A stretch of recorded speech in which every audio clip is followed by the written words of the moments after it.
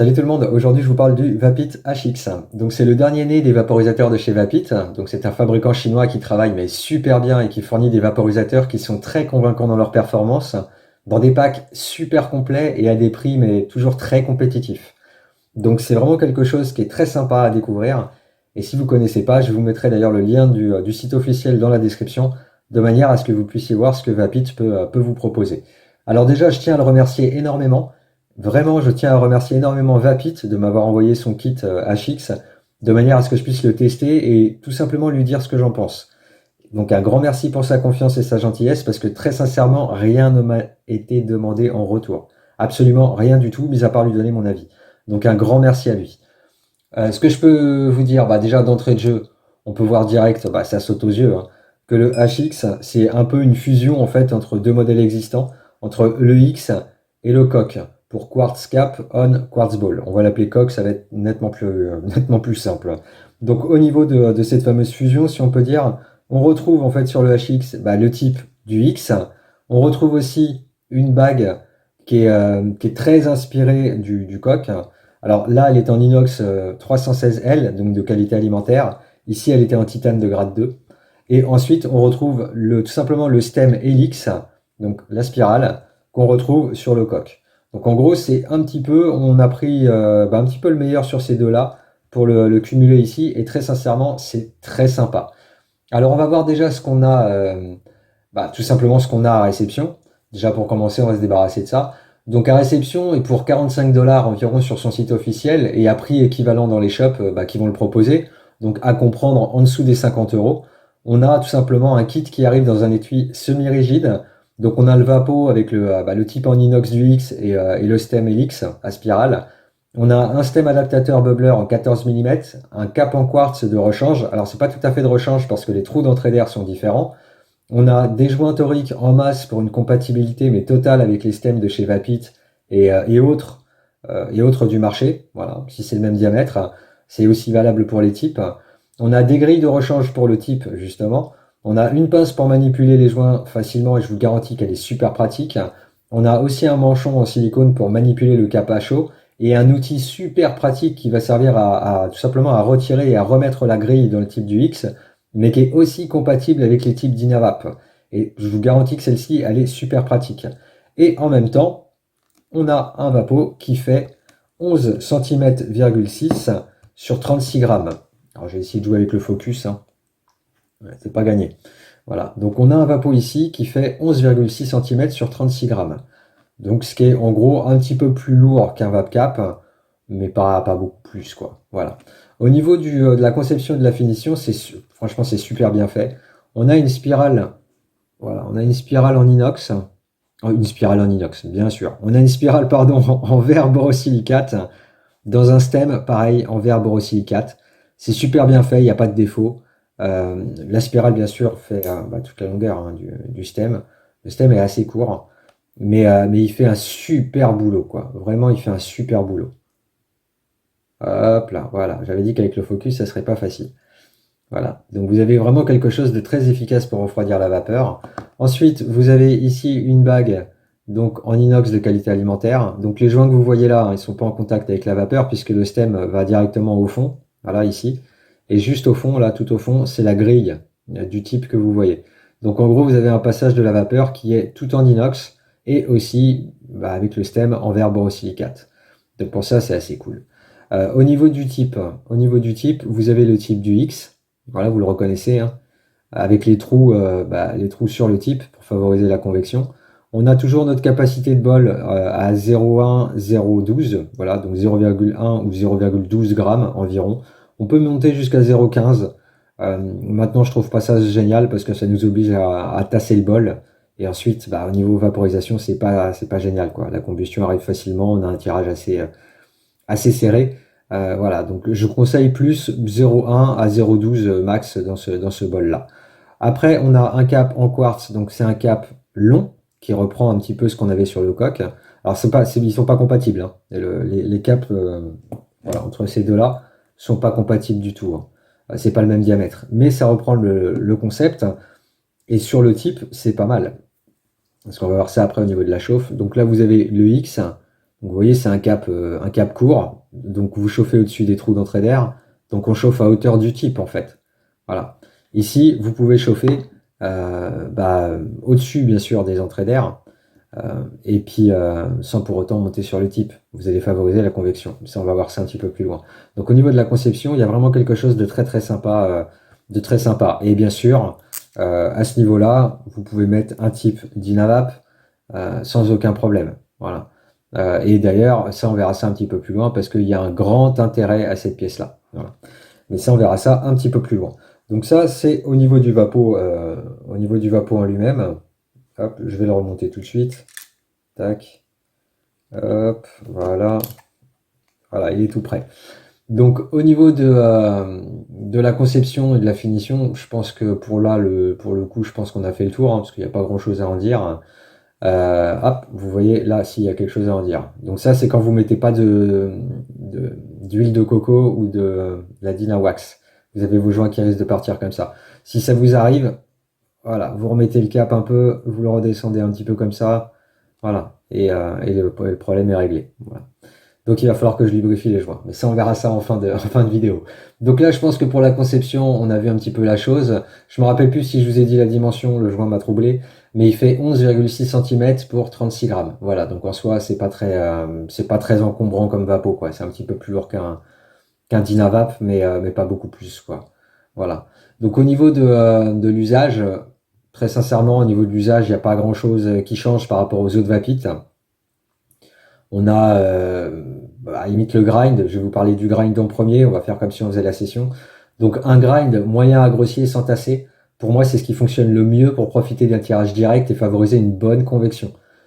Si vous êtes plus tirage indirect, parce que c'est tout à fait possible avec ce vapeau-là, il faudra peut-être amorcer la chauffe avec la chose avec des cigares puff, mais c'est tout à fait possible de tirer en indirect là-dessus. Dans ces cas-là, tassez un petit peu, allez, légèrement votre bol, mais pas trop, parce que vous avez l'air chaud qui va s'en charger après. Voilà. Je vais bloquer le focus pour éviter qu'il parte dans tous les sens, parce que là, je le sens arriver. Donc voilà, en gros, un grind moyen à grossier, et n'oubliez pas que l'air chaud qui va s'infiltrer dans votre type, dans votre bol, il va tasser vos plantes également. Donc si vous tassez trop d'entrée de jeu, vous allez vraiment avoir un tirage trop serré, ça risque de partir en combustion. Donc vraiment, voilà, moyen à grossier sans trop tasser. Au niveau de la chauffe, il n'y a rien vraiment qui change par rapport à un Vapit X, un coq ou un QHC. On n'a pas de repère sonore, mais on a ce fameux repère visuel. Donc on observe en fait la couleur de la flamme, et puis quand elle passe du bleu à l'orange en fait sur le cap, c'est que c'est prêt en fait. C'est un petit peu la base que je peux vous donner comme repère. Après, vous ajusterez, vous chaufferez peut-être un petit peu moins ou un petit peu plus. En général, on chauffe un petit peu plus, quelques secondes en plus. Voilà, mais c'est vraiment le seul repère que je peux vous donner.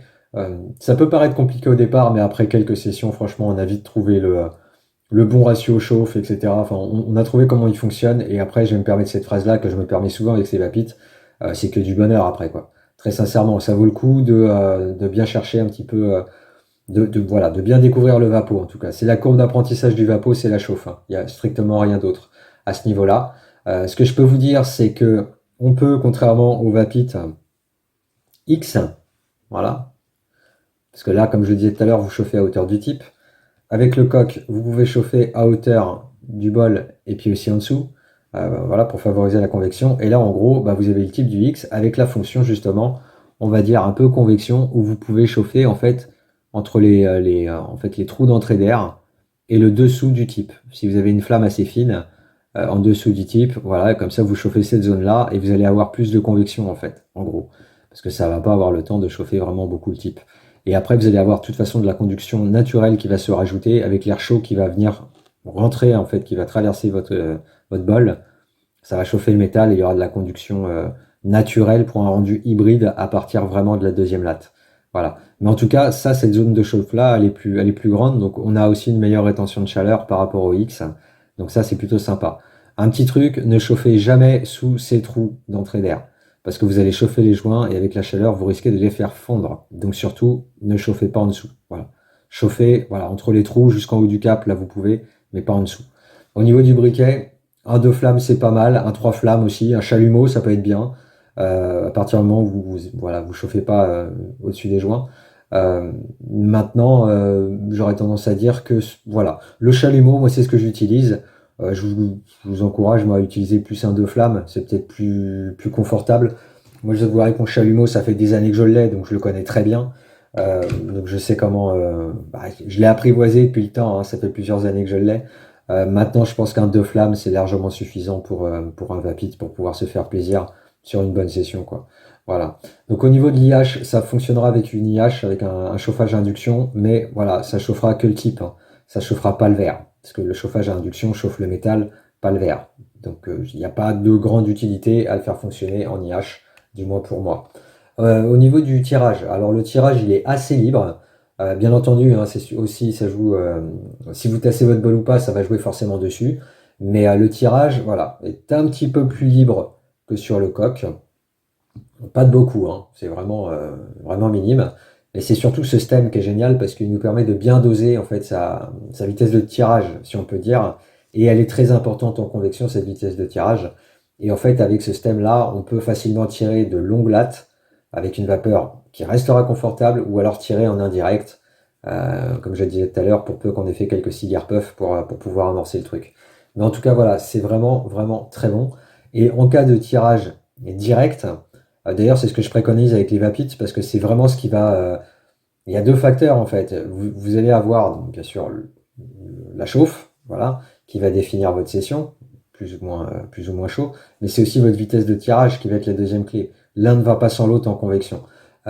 Et donc en fait, avec ce stem-là, vous allez pouvoir bien gérer votre vitesse d'inhalation.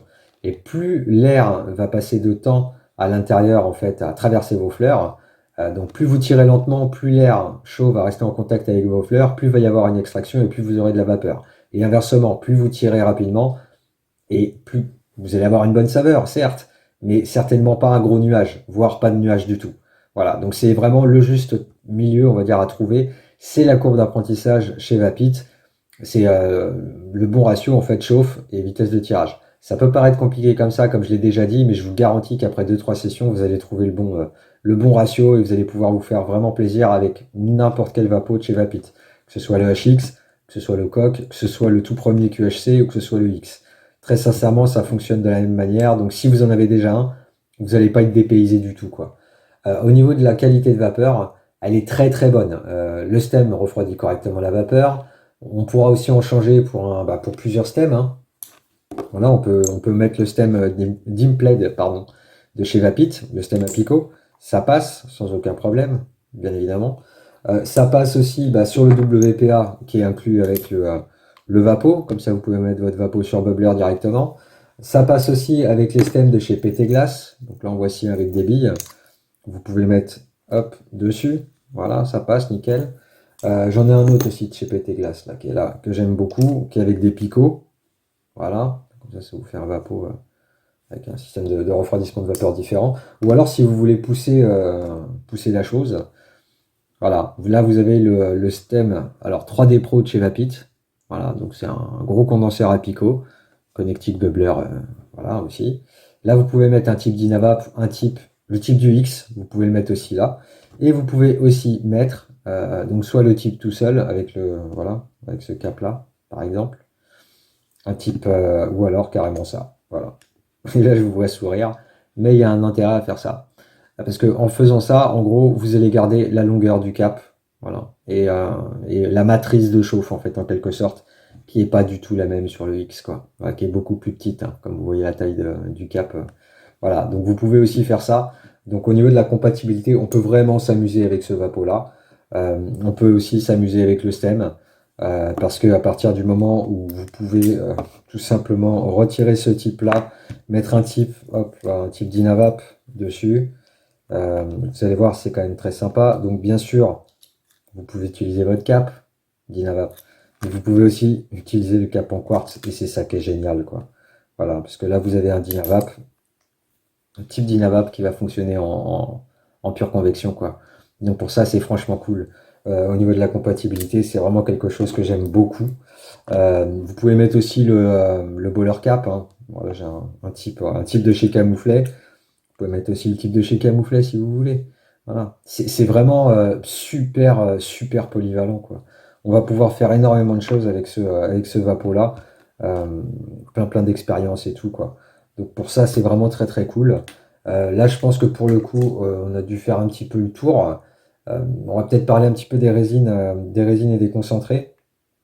Alors pour les résines et les concentrés, pour moi personnellement, c'est pas le plus efficace. Ça marche très bien, hein. La résine, les concentrés et sur Bubbler, ça fonctionne très bien. Mais je garde une petite préférence pour le tout premier Vapit, le Vapit QHC, voilà, qui pour moi est le type qui fonctionne le mieux avec les résines, les concentrés et sur Bubbler. Mais ça fonctionne bien, voilà. Il n'y a pas de, il y a pas on va dire que c'est plus une préférence perso, voilà, tout simplement. Sur les bubblers, j'aime bien qu'il n'y ait pas trop d'air qui passe, de manière à avoir une vapeur très dense très rapidement. Voilà, ça le fera avec celui-ci, mais ça le fera encore plus avec le tout premier type de chez Vapit. Donc là, je pense que pour le coup, on a fait le cours, le tour, pardon. Et puis avec ça, le nettoyage, il est super simple. Bah, c'est simple, hein. Avec la fameuse petite pince super pratique que vous avez ici avec les petits pics, vous retirez facilement les joints toriques. Voilà. Vous retirez les joints toriques ici, les joints toriques à l'intérieur, bah, que je vous ai montré tout à l'heure, à ce niveau-là. Voilà, vous retirez ça. Et ensuite, bah, vous plongez tout dans l'alcool iso, sauf les joints. Voilà. Et puis bah, vous rincez tout à l'eau, vous séchez, vous remontez, et votre vapeau il est comme neuf. Donc pour ça, c'est vraiment très très simple en termes de nettoyage. Ce que je pourrais vous dire de plus, voilà, je pense que pour le coup, on va pouvoir passer à la conclusion. En termes de conclusion, bah, c'est très simple. Honnêtement, enfin, qu'est-ce que je peux vous dire de plus que aller l'acheter? Très sincèrement, moi, il m'a convaincu. Je suis très très content de ce vapeau-là. Il offre des performances, mais qui sont franchement bluffantes. Voilà, il y a d'autres vapeaux qui valent beaucoup plus cher. Alors, je vais pas les citer parce que on va pas faire de polémique. Mais il y a des vapeaux qui valent beaucoup plus cher et qui sont aussi bien, voire moins bon. Donc très sincèrement, pour moi, c'est le meilleur rapport qualité-prix euh, sur le marché de la vaporisation mécanique avec les chauffe manuels au briquet. Donc pour ça, pour moi, c'est vraiment le top en fait. Donc ce que je pourrais vous dire, c'est tout simplement qu'il y a une courbe d'apprentissage et de découverte, si on peut dire, mais il n'y a pas vraiment de difficulté. On a une expérience qui est vraiment convaincante avec une vapeur de qualité. Très sincèrement, c'est un vapeau que je recommande, mais à chaque vaporiste, quoi. Très sincèrement, à chaque vaporiste. Alors, ce sera peut-être un petit peu moins facile pour un débutant parce qu'on n'a pas le repère sonore, on n'a pas le clic. Mais je vous garantis qu'avec l'histoire de la flamme, en fait, qui change de couleur, franchement, on y arrive, on s'en débrouille très vite et très facilement, quoi. Voilà, il n'y a pas de difficulté particulière à se servir d'un vaporisateur de chez Vapit. Et puis en même temps, je le recommande à chaque vaporiste qui aime bien bidouiller aussi. Parce que la compatibilité avec Dynavap, ça ouvre tellement de possibilités qu'on trouvera toujours quelque chose pour s'amuser en fait.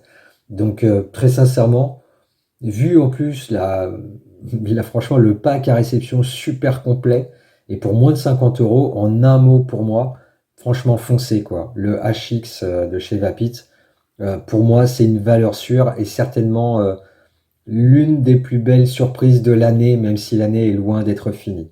Voilà, ça c'est ce que je pensais du HX, et quant à moi je vous dis à très bientôt pour une prochaine vidéo sur un prochain vapo. Bonne vape à vous, ciao.